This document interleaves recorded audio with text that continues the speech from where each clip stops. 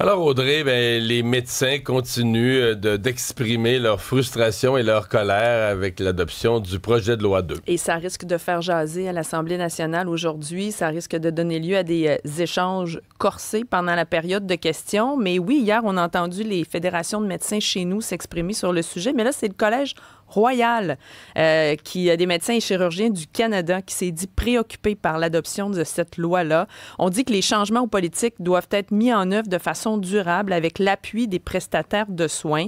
On prétend que l'application de la loi ne va faire qu'exacerber une crise du bien-être chez les médecins au Québec. On est d'accord avec ce que la loi veut faire, c'est-à-dire améliorer les services, mais on craint vraiment que ça vienne plutôt avoir l'effet contraire. On dit que les effets néfastes à long terme sur les soins aux patients et sur la résilience du système de santé vont se faire sentir.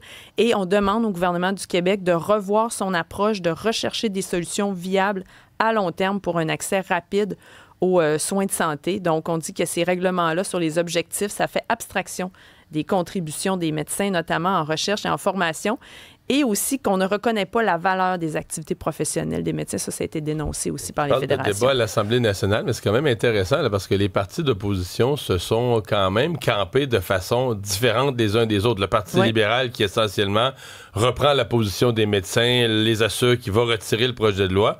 Mais c'est pas le cas de Paul Saint-Pierre Plamondon là, qui a dit le PQ, il y a des gaffes dans le projet de loi, des erreurs, on reviendrait les corriger, mais maintiendrait les bases du nouveau système de rémunération des médecins. En fait, sincèrement, j'ai trouvé que Paul Saint-Pierre Plamondon prenait une position pas opportuniste, une position plus du côté responsable des choses. Moi, en ce qui me concerne, c'est des bons points pour lui. Élection dans Terrebonne, qui était devenue... au lendemain de l'élection fédérale, en avril dernier, qui était devenu une espèce de symbole de l'incompétence chez Élections Canada. Parce que, bon, il y avait un vote de différence, mais il y a une personne qui s'est présentée avec son enveloppe puis qui a dit, garde, moi, j'ai eu une erreur de code postal. J'avais voté pour le Bloc. Oui, effectivement. Qu'a dit la Cour? Ben là, c'est le bloc qui demandait à ce qu'on reprenne le scrutin. Et là, c'est la Cour supérieure qui a tranché. Il n'y aura pas de nouvelle élection dans la circonscription de Terrebonne. On confirme donc la victoire du Parti libéral, la courte victoire avec un maigre vote qui n'a jamais été comptabilisé à cause de cette erreur-là, évidemment. Ce qu'on a dit à la Cour, c'est que c'était pas une situation qui était grave, qui avait des conséquences graves et que les circonstances politiques à ce moment-là étaient autres, que si on reprenait le vote maintenant, ben, ce serait probablement différent. Moi j'entends un tribunal qui dit trop compliqué. Mais c'est un peu terrible parce que on dit c'est pas grave. Ben, c'est parce que on dit que c'était pas la panacée. Mais je comprends, mais s'il y a démocratie, c'est pas la personne qui a eu le plus de votes qui gagne. C'est un petit peu grave, quand même. Je veux dire, je comprends que la course... Je pense que c'est le principe de dire on veut pas recommencer à reprendre des élections sous aucun prétexte. Je suppose que c'est ça. Parce que là, des erreurs de code postaux, s'il y en a eu d'autres, puis mettons que... Mais reprendre des élections 6 mois plus tard... Je sais, c'est quelque chose aussi, là. Je dis pas que c'est simple. Puis c'est vrai que le contexte a peut-être changé, qu'on a voté de façon stratégique à ce moment-là, puis ce serait peut-être différent cette fois-ci. Mais tu dis, écoute, si pour une erreur... Puis là, l'erreur n'est pas de l'électeur, c'est une erreur d'Élections Canada. Qui a fait que des gens qui ont honnêtement voté, ils ont coché leur case, ils l'ont mis dans la poste comme on leur disait de le faire, leur vote n'a pas été compté. Puis tu dis peut-être qu'à cause de ça, la personne qui a gagné, c'est pas celle qui a eu le plus de votes. C'est celle qui a eu le plus de votes, elle a perdu. Ouais. C'est parce que là, il y a un vote de différence. Mais il y en a peut-être plus, parce que là, on n'a pas réussi à faire le décompte de toutes les enveloppes qui se seraient perdues à cause du mauvais code postal. Surtout que dans cette élection-là, Élections Canada avait fait d'autres ratés. Là. Il y a plusieurs villages dans le Nord qui n'avaient pas pu voter. Oui, c'est vrai. Les avions ne s'étaient pas rendus, ils avaient mal planifié, il manquait de petits papiers, il y avait manqué de tout dans cette élection-là. Là. Ça manque un peu de crédibilité. Mais enfin, je comprends. Mais là, remarque, le Bloc peut toujours aller en appel. Oui, mais là, on a dit qu'on allait prendre le temps d'évaluer tout ça pour voir si effectivement on allait aller en appel de cette décision-là, à voir. Ce n'est pas terminé. M. Carney qui continue son voyage en Asie, mais c'est Trump qu'il suit. C'est l'ombre de Trump qu'il suit en Asie. Il ne veut pas lui parler. On se disait que peut-être ce serait l'occasion pour les deux hommes de se reparler après l'interruption abrupte des négociations entre les deux à la suite de cette publicité du premier ministre ontarien, mais Donald Trump a rejeté la main tendue de Mark Carney. Il refuse toute rencontre avec lui. For a while, pour un bout de temps. Oui, avec cette controverse-là. Et Mark Carney a précisé que c'était un peu, effectivement, à cause de la publicité que tout ça avait fait foirer le plan, en bon français, parce qu'avant ça, on était près d'une entente, il y avait eu des négociations, ça allait vraiment bien, mais là, pouf, ça ne fonctionne plus. Parce que la question a été posée à Mark Carney, parce qu'il y a quand même beaucoup de gens, beaucoup d'analystes, de gens qui analysent la situation, qui disaient, ça se peut pas, il y a d'autres choses, ça peut pas être juste une publicité qui a fait péter les plombs à Trump, changer toute la relation commerciale, mais Mark Carney, lui, il confirme, oui, c'est bien ça, ceci dit, le responsable de la mise en onde de cette publicité, Doug Ford, est pas pantoute dans les regrets. Là. Pas du tout, du tout. Pas du tout. Il a mentionné qu'il avait atteint son objectif, que c'est ce qu'il voulait, qu'on en parle, qu'on en jase, et a même précisé que le premier ministre canadien et son chef de cabinet avaient pris connaissance de la publicité avant qu'elle soit diffusée aux États-Unis, qu'ils l'ont vue et qu'ils ont décidé d'aller de l'avant avec ça. C'est un fait majeur. C'est-à-dire que M. Carney n'a pas autorisé la publicité, mais il l'aurait vue. Oui. Puis, on comprend. Du mot consent? Lui, M. Carney, hier, quand on lui a posé la question sur la publicité, il l'a pas désapprouvé. Il s'est contenté de dire, nous, le gouvernement fédéral, on a pris la décision de ne pas faire de publicité aux États-Unis. Doug Ford, l'Ontario, a pris une décision différente. C'est ça. Il l'a pas blâmé directement. Il l'a pas blâmé, il a dit qu'il a pris une décision différente. Il a pris sa décision, effectivement. Mais il faut dire que mettons qu'on pense pas là, que sa publicité a tout fait foirer. Mettons qu'on pense que c'est plus compliqué la négociation avec les États-Unis, puis qu'on analyse froidement la publicité. C'est un succès monstre. Là-dessus, Doug Ford a raison, dans le sens que on parle peut-être d'1 milliard de vues aux États-Unis, et c'est clair qu'on a touché, pendant le baseball, on a touché de la clientèle républicaine, des électeurs de Trump. Et là, après ça, la publicité fait entendre, mettons, sur 30 secondes, il y a peut-être quelques secondes perdues, mettons un 25 secondes là, de Ronald Reagan qui parle contre les tarifs. Mais l'extrait, c'est un discours de Reagan où il parle 4-5 minutes des tarifs. Là. Mettons 5 minutes. Ce 5 minutes-là est facile à trouver. Donc, les gens entendaient un petit bout. C'est des millions qui sont allés voir le discours. Ce qui veut dire qu'il y a des millions et des millions d'Américains pro-Trump qui sont peut-être déjà, tu sais, ils sont pro-Trump en général, mais ils ont peut-être déjà des questions sur les tarifs. Puis là, ils sont allés écouter quand même, qui est un héros des républicains, Ronald Reagan, décédé, mais je veux dire, ça le rend juste plus mythique. Fait que c'est sûr qu'il y en a qui se sont dit... posent des questions. Ouais, c'est ça, ils se posent des questions. C'est le bon terme. Ils disent, ouais, Reagan, les tarifs, il ne croyait pas à ça partout. Il disait que ça créait de l'inflation, c'était mauvais pour l'emploi. Donc, vu de ce point de vue-là, c'est une réussite. Là. Doug Ford, il disait, hier, dans des entrevues aux États-Unis, il disait, on voulait lancer une conversation. Mais si ça a vraiment fait déraper une négociation qui était avancée et qui allait bien, là c'est un... Mais ça, on ne le saura jamais. Là. Il faudrait que quelqu'un qui est dans le secret des négociations, Dominique Leblanc ou Michael Sabia, nous dise, est-ce que vraiment les négociations étaient si avancées? Parce qu'on peut penser, connaissant le Trump, on peut penser qu'à la base de tout ça, c'est juste que le Canada tenait son bout, là. Trump, lui, aime une négociation où on négocie un peu, puis à un moment donné, tu plies, tu te mets à genoux. Parce que Mark Carney l'a dit, là, on a une bonne entente actuellement, on veut pas bouger. Puis Donald Trump qui est venu dire aussi que le Canada, c'était l'un des pays les plus difficiles à gérer. Là, il a parlé de 10 là, de tarifs additionnels, mais on ne connaît pas la date d'entrée en vigueur. À suivre.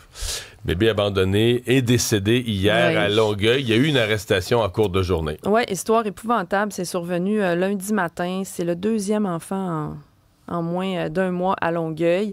Et oui, effectivement, il y a eu une arrestation, une femme qui a été arrêtée par les policiers de Longueuil et elle pourrait faire face à des accusations d'infanticide. Elle n'a pas encore comparu. Là, les policiers ne confirment pas qu'il s'agit de la mère, mais les informations que TVA Nouvelle, notre équipe a obtenues, c'est bel et bien le cas. Et là, il y a des organismes qui s'inquiètent, évidemment, de ce qui se passe en ce moment. On ne confirme pas non plus que c'est une personne qui serait sans abri, mais on dit qu'elle aurait eu des services auprès des organismes qui s'occupent des sans-abri. Parce que c'est sûr que c'est une personne qui n'a pas beaucoup de ressources. Tu laisses pas ton bébé de même quand tu vas bien. Là. Non, effectivement. Puis là, cette nuit-là, il faisait froid quand même. Je pense que c'était 3 degrés. Ça aussi, on le confirme pas. La police ne nous dit pas grand-chose. On ne confirme pas non plus que c'est le froid qui aurait pu causer la mort du bébé. On peut soulever certaines hypothèses, des hypothèses qui sont soulevées d'ailleurs là, par les différents médias par rapport à ça. Là. 3 degrés pour un bébé naissant, c'est peut-être pas évidemment l'idéal, mais c'est une histoire épouvantable. Et là, les organismes rappellent qu'il y a des ressources qui existent là, si les gens sont en détresse de cette façon-là. Alors, l'enquête qui se poursuit de ce côté-là.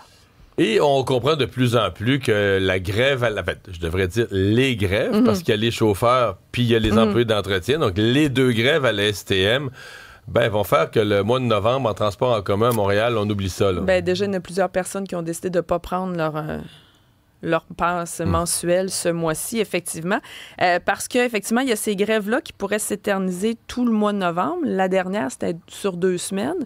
Et là, il y a eu, on a fait une demande devant le tribunal administratif du travail pour déterminer justement si on pouvait aller de l'avant avec ces grèves-là, parce qu'on craint les impacts, notamment sur le jour du vote, le 2 novembre, parce qu'il y aurait des interruptions de service pendant la semaine. Donc ça, c'est une des inquiétudes qui survient avec ces grèves-là.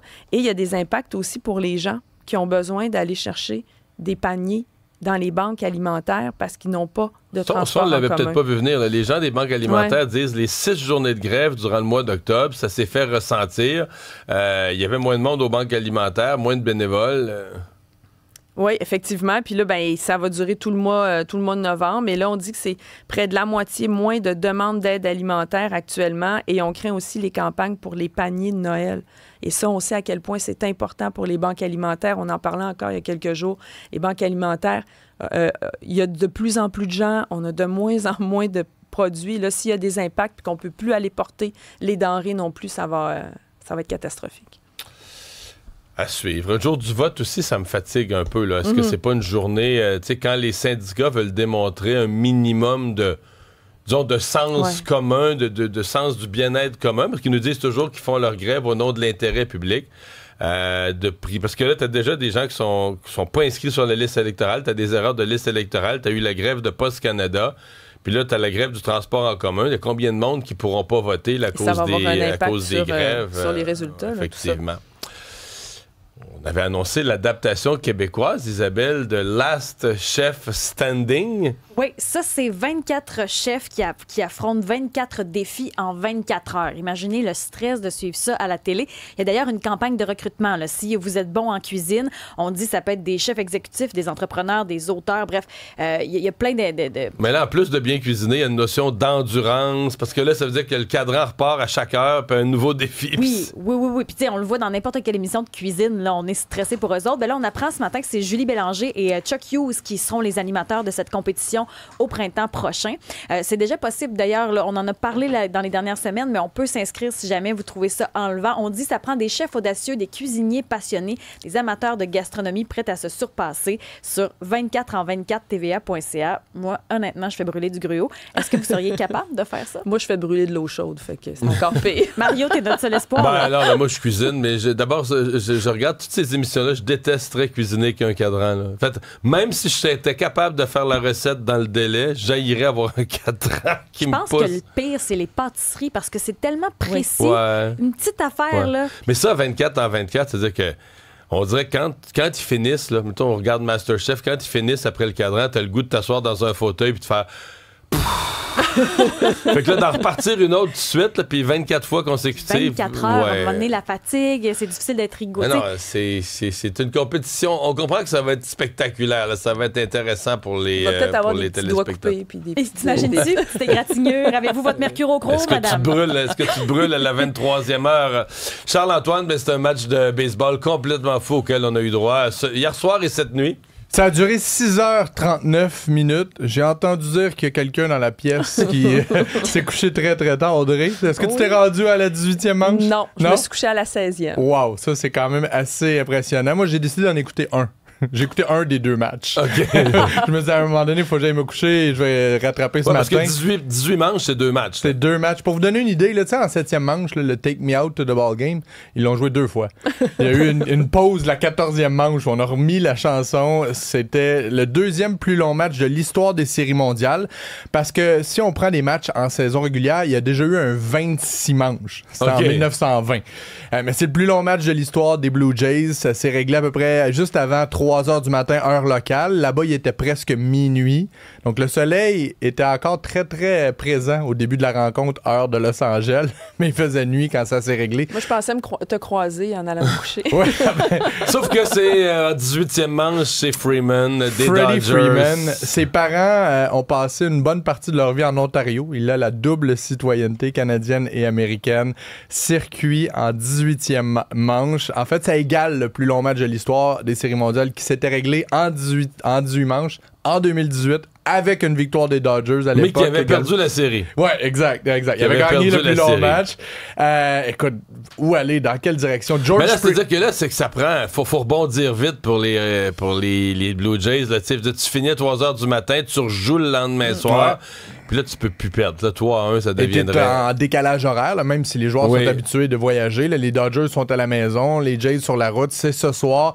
Il s'est utilisé 19 lanceurs. 10 pour les Jays, 9 pour les Dodgers. Donc, quasiment tout l'enclos d'exercice, tout l'enclos de relève, je veux dire, a lancé. Là. Et là, il y aura un jeu de chaises et un jeu de blessures parce que pendant le match, George Springer, qui était déjà blessé, s'est blessé à nouveau, mais pas au même endroit. Il a quitté le match. À un moment, on a sorti Bo Bichette, qui n'avait pas joué le dernier match puisqu'on voulait préserver l'enflure de son genou gauche. Donc hier, à un moment, on a dit, bon, c'est assez. Alejandro Kirk est sorti également. Mais ce qui est quand même fascinant dans tout ça, et j'ai hâte de voir ce soir. Hier, Shohei Ohtani a joué un match de licorne. C'est une licorne, il n'existe pas vraiment. Shohei Ohtani fait des choses hallucinantes. Ce que je comprends, hallucinantes. c'est qu'en prolongation... Ouais. Le coach des Blue Jays a dit on l'affronte plus. On lui donne le premier but, on le prend, on l'envoie au premier but automatique à chaque... 5 buts sur balle intentionnels, mais il avait frappé 2 circuits, il avait frappé 2 doubles. Il s'est rendu sur les 2 doubles, 2 circuits. Il s'est rendu sur les sentiers 9 fois, ce qui est un record de tous les temps, mais il lance ce soir. C'est le lanceur partant des Dodgers. Est-ce que la fatigue pourrait embarquer? Ou c'est rendu là, tout le monde est fatigué, mais lui... Et au bâton, je pense qu'on ne peut plus le défier. T'sais, hier, là, il y avait les circonstances, il y avait le fait que le match était interminable, qu'il connaissait une soirée de rêve, mais il est tellement dominant. Il frappe tout ce qu'on lui présente. Hier, il était vraiment possédé. Donc, j'ai hâte de voir comment on va le gérer au bâton, mais il est comme trop dangereux chez Ohtani. Mais pour les spectateurs qui vont peut-être voir le match pour voir Shohei Ohtani, le fait que là, il frappe donne plus. des buts sur balle intentionnels, mais mais là, les Jays s'en foutent des partisans complètement. Ils veulent juste tenter d'aller... Mais tu sais, hier, il y avait 52 000 partisanes au Dodger Stadium. Étaient-tu encore tous là, 3 heures du matin? matin? Il en manquait. Il en manquait un petit peu. Il en manquait au début. vidait. Il en manquait au début parce qu'arriver à 5 heures dans le trafic de Los Angeles, c'est un exploit. Moi, je suis allé une fois au Dodger Stadium. Puis j'étais parti vraiment très, très, très d'avance en me disant, tu sais, je vais aller prendre une bière avant puis visiter le stade un peu. C'était ma première fois à vie. Puis je suis arrivé en deuxième manche. Ça a pris 2h30. T'es probablement arrivé essoufflé parce que monter la côte oui, pour mais se rendre à c'est tellement Chavez-River. jamais pour se rendre là. C'est épouvantable. C'est comme l'aéroport Trudeau à Montréal.